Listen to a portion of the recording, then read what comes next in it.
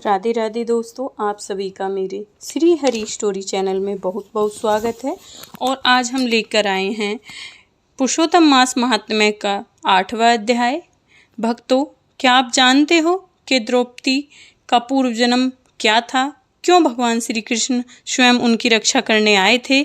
और कौन सा ऐसा पुण्य था जिसने उन्हें भगवान की सबसे प्रिय भक्त बना दिया? आज की यह कथा आपके जीवन की सोच बदल देगी, तो कृपया करके इस वीडियो को अंत तक जरूर सुनिएगा। तो चलिए हम अपने पुरुषोत्तम मास महात्म्य का 8वां अध्याय शुरू करते हैं, जिसमें वर्णन किया गया है द्रौपदी के पूर्व जन्म का। सूत जी बोले, हे तपोधन विष्णु और श्री कृष्ण का संवाद सुनकर नारद जी ने पुनः प्रश्न किया, हे प्रभु, लक्ष्मीपति के बैकुंठ गमन के पश्चात क्या हुआ, सो मुझे सारा विस्तार पूर्वक सुनाओ।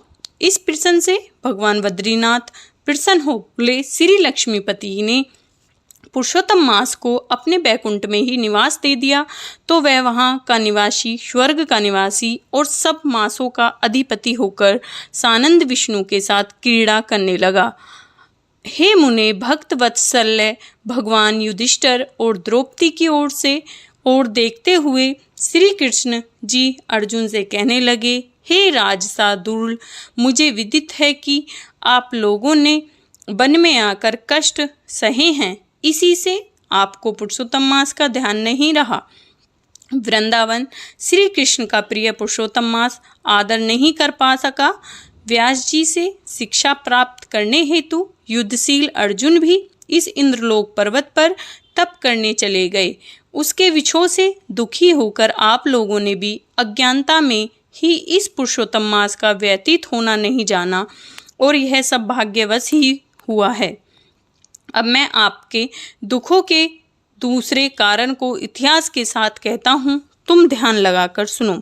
श्री कृष्ण बोले, यह द्रौपदी पूर्व जन्म में एक विद्वान ब्राह्मण की पुत्री थी। द्रौपदी पूर्व जन्म में एक विद्वान ब्राह्मण की पुत्री थी। समय बीतने पर यह 10वें वर्ष में आई तो इसके नेत्र बड़े सुंदर हो गए और रूप निखर गया। यह चतुर, गुणी और सुंदरी थी और पिता की अति प्यारी भी थी। पिता ने उसे पुत्र की भांति पाला पोसा था और कभी उसकी कोई उपेक्षा नहीं की।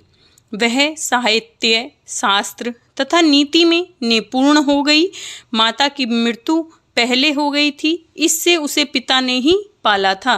पड़ोसियों, सखियों का सुख देखकर वह भी पुत्र आदि की कामना करने लगी। विचार करने लगी कि ऐसे गुणी और भाग्यशाली पति, पुत्र आदि मुझे किस प्रकार प्राप्त हों।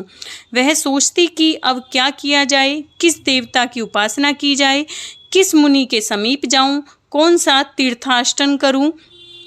मेरा भाग्य क्या सोया हुआ है? कोई मुझे पत्नी रूप में अंगीकार नहीं करता। इतने विद्वान होने पर भी मेरे पिता भाग्य दोष से ही मूर्ख बने हुए हैं, जो विवाह के योग्य होने पर भी मेरे लिए मेरे जैसा वर नहीं ढूंढ पा रहे। मैं अपनी सखियों में प्रमुख बनी हुई हूँ, किंतु फिर भी कुमारी हूँ। मेरी सखियों को स्वामी के सुख का जैसा अनुभव है, मुझे वैसा नहीं है। इसी से मुझे अत्यंत क्लेश है, इसी से मैं अत्यंत परेशान हूँ। इसी प्रकार इच्छाओं के समुद्र में चिंता अतुर वह कन्या मोह और शोक के सागर में डूब गई। दूसरी ओर वह विद्वान ब्राह्मण कन्यादान हेतु उपयुक्त पात्र की खोज करने में लगा रहा, जो उसके पिता थे, किंतु उसके योग्य पात्र नहीं मिल रहा वर, और वह निराश हो गए। अपनी कन्या के दुर्भाग्य से उसके संकल्प का पिंजरा टूट गया और देवसात उसे तीव्र एवं दारुण ज्वर ने ग्रस्त कर लिया। मतलब कि तेज बुखार आ गया उसके पिता को। उसने अपनी पुत्री को स्मरण किया, किंतु जब तक भयभीत पुत्री उस तक आई कि उसके प्राण निकल गए। जब उसके पिता को बहुत तेज बुखार हो गया, बहुत ज़्यादा बीमार हो गए, तो उन्होंने अपनी पुत्री को बुलाया, लेकिन उनकी पुत्री उनके पास तक आ भी नहीं पाई और उनके प्राण निकल गई, मतलब कि द्रौपदी के पिता के। वह कन्यादान करने की प्रसन्नता भी अनुभव नहीं कर पाए, ग्रस्त धर्म में पालन किए गए परिश्रम की चिंताएं एवं संसार की सब वासनाएं छोड़कर हरि के साथ अपने को तन्मय कर देते हैं। इसी तरह निपुण ब्राह्मण ने नील कमल की भांति सुंदर त्रैभंग ललित स्वरूप श्री हरि पुरुषोत्तम स्वरूप में अपना चित्त लगाकर उन्हें स्मरण किया। हे राजाओं के राजा, हे राधा के संग भ्रमण करने वाले, प्रचंड भुजाओं से दैत्यों का हरण करने वाले, हे श्री कृष्ण, हे गोविंद, हे मुरारी, हे राधिकापति, मैं आपकी वंदना करता हूँ। हे नाथ हर्षिकेश, आपकी वंदना करता हूँ, मेरी रक्षा करो। उस मुनि के ऐसे वचनों को सुनकर भगवान के लोक से उनके पार्षद आ पहुँचे और मृतक की आत्मा को लेकर भगवान के चरणारविंदों में प्रस्तुत कर दिया। अपने पिता को मृत पाकर वह कन्या हा हा कर करके रुदन करने लगी। पिता के शरीर को गोद में रखे हुए वह करुणा विलाप करने लगी। हाय पिता, अपनी पुत्री को सुख से रखने वाले कृपालु, मुझे आप किसके आश्रय छोड़कर गए हो। जो द्रौपदी थी वो अपने पिता की मृत्यु देखकर बहुत रोने लगी और ये रोते रोते ये कहने लगी कि हे मेरे पिता, तुम इतने कृपालु थे कि आप मुझे किसके भरोसे छोड़कर गए हो। मुझ पितृहीन की अब कौन रक्षा करेगा। मतलब जो मेरा आप रहे ही नहीं हो, मैं पिता भी नहीं रहे मेरे, तो मेरी कौन रक्षा करेगा। ना मेरा कोई है और ना कोई मेरा कुटुंबी जन है। मतलब ना मेरा कोई है और ना मेरा कोई परिवारजन है। मेरी तपस्विनी माता भी तो नहीं है, मतलब कि जो मेरी माँ थी वो भी मर गई हैं। हाय मेरे भोजन वस्त्र की चिंता अब कौन करेगा, मेरे लिए भोजन वस्त्र कौन उपलब्ध कराएगा। हे पुत्रों को प्यार करने वाले पिता, हे पुत्रों की भांति मुझे प्यार करने वाले पिता, तुम बिना विवाह किए हुए मुझे छोड़कर कहाँ गए। मतलब तुमने मेरी शादी भी नहीं की और आप छोड़कर चले गए हो। हे तपोनिधि, लौट कर यहाँ आओ।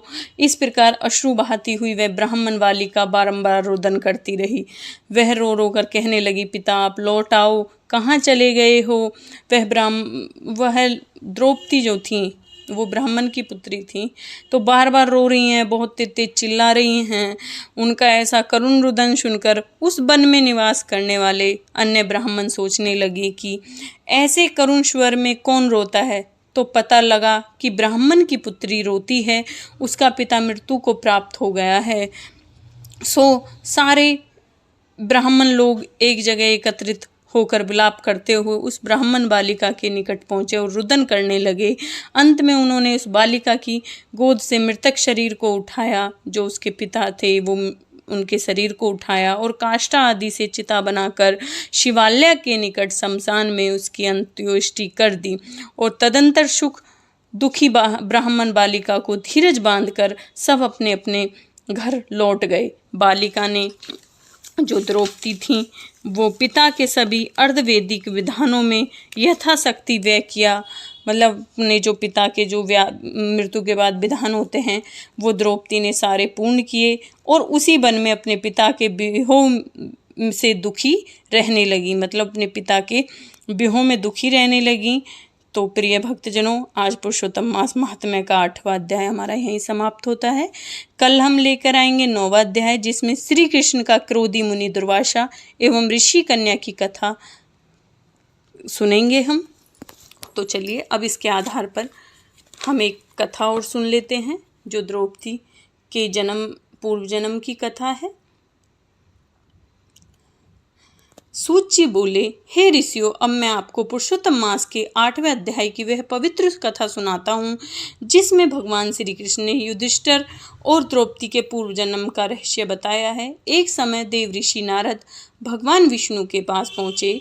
उन्होंने हाथ जोड़कर कहा, हे प्रभु, आपने भक्तों को पुरुषोत्तम मास का महान महत्व बताया। अब कृपया करके यह भी बताइए कि द्रौपदी और पांडवों को आपका इतना स्नेह कैसे प्राप्त हुआ, आपकी कृपा कैसे प्राप्त हुई। भगवान विष्णु मुस्कुराकर बोले, हे नारद, यह सब उनके पूर्व जन्मों के पुण्य का फल था। भगवान श्री कृष्ण बोले, बहुत समय पहले एक नगर में एक गरीब ब्राह्मण और उसकी पत्नी रहते थे। वे अत्यंत ही गरीब थे, परंतु भगवान की भक्ति कभी नहीं छोड़ते थे। उनकी पत्नी प्रतिदिन भगवान श्री कृष्ण का नाम जपती और अतिथियों की सेवा और किसी भी अतिथि को बिना खाना खिलाए नहीं भेजती थी। एक दिन पुरुषोत्तम मास का प्रारंभ हुआ। ब्राह्मण पत्नी ने अपने पति से कहा, हे स्वामी, हमारे पास धन नहीं है, लेकिन भगवान की भक्ति करने से बड़ा कोई धन नहीं है। दोनों ने पूरे महीने पुरुषोत्तम मास का व्रत किया, दान किया, कथा श्रवण की और भगवान श्री कृष्ण का स्मरण लगातार करते रहे। भूखे रहकर भी उन्होंने एक साधु को भोजन कराया। जितना उन पर हो सका इतना उन्होंने एक नियम बनाया कि हम एक साधु को डेली भोजन कराएंगे। एक दिन वो साधु को भोजन करा रहे थे तो साधु अत्यंत प्रसन्न हुए और बोले, तुम्हारी यह सेवा व्यर्थ नहीं जाएगी बच्चा, अगले जन्म में तुम्हें राजसुख और भगवान का सानिध्य प्राप्त होगा। समय बीतता गया और दोनों ने अपना शरीर त्याग दिया। भगवान बोले, हे नारद, वही ब्राह्मण अगले जन्म में धर्मराज युधिष्ठिर बने और उनकी पत्नी द्रौपदी के रूप में जन्मी। द्रौपदी बचपन से ही भगवान श्री कृष्ण की परम भक्त थी। उनके मन में अहंकार नहीं था। जब भी कोई दुख आता वे केवल श्री कृष्ण को ही पुकारती और श्री कृष्ण स्वयं प्रकट होते। फिर वह समय आया जब कौरवों की सभा में द्रौपदी का अपमान किया गया और द्रौपदी के चीरहरण पर बात आ गई। सब लोग मौन बैठे थे, सारे पांडु भी मौन बैठे थे और कौरवों ने द्रौपदी के चीरहरण की बात कहने लगे। जब कोई भी द्रौपदी की सहायता के लिए आगे नहीं आया, तब द्रौपदी ने दोनों हाथ उठाकर सच्चे मन से, हे कृष्ण, हे श्री कृष्ण, हे लीलाधर, अब आप ही मेरी रक्षा कर सकते हो, आप ही मेरा चीर बढ़ा सकते हो, अब मेरी रक्षा करने के लिए केवल आप ही हो। तभी भगवान श्री कृष्ण वहाँ तुरंत प्रकट हुए और द्रौपदी की लाज बचाई। कहते हैं कि द्रौपदी का चीर खींचते खींचते कौरव थक गए, लेकिन द्रौपदी का चीर ही समाप्त नहीं हुआ, क्योंकि श्री कृष्ण वहाँ स्वयं प्रकट थे। सूत जी बोले, हे मुनियों, भगवान अपने सच्चे भक्तों को कभी अकेला नहीं छोड़ते। जो सच्चे मन से पुरुषोत्तम मास में भगवान श्री कृष्ण का, भगवान विष्णु का स्मरण करता है, भगवान स्वयं उसकी रक्षा करते हैं। और कहते हैं कि पुरुषोत्तम मास में श्री हरि का स्मरण करने से हमें मृत्यु के बाद गोलोक की प्राप्ति होती है। भगवान विष्णु ने नारद जी से कहा, हे नारद, मनुष्य को कभी भी भक्ति का मार्ग नहीं छोड़ना चाहिए, चाहे जीवन में कितने ही दुख सुख क्यों ना आए, क्योंकि हमारे साथ सिर्फ हमारी भक्ति जाती है।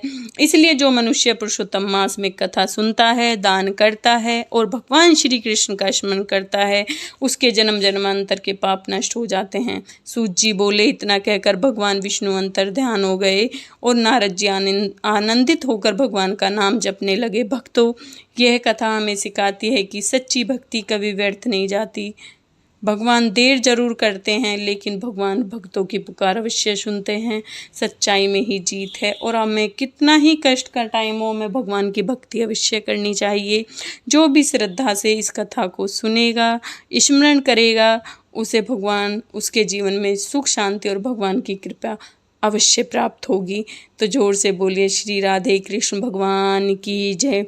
जोर से बोलो श्री पुरुषोत्तम भगवान की जय। तो प्रिय भक्तों, हमारी कथा और महात्म्य दोनों ही यहाँ समाप्त होते हैं। कल हम 8वें अध्याय के साथ आपके पास दोबारा से आएंगे। और प्रिय भक्तों, अगर आपको मेरी कथा और थोड़ी भी अच्छी लगती है तो लाइक, सब्सक्राइब और शेयर ज़रूर करें और कमेंट में हर हर राधे ज़रूर लिखें।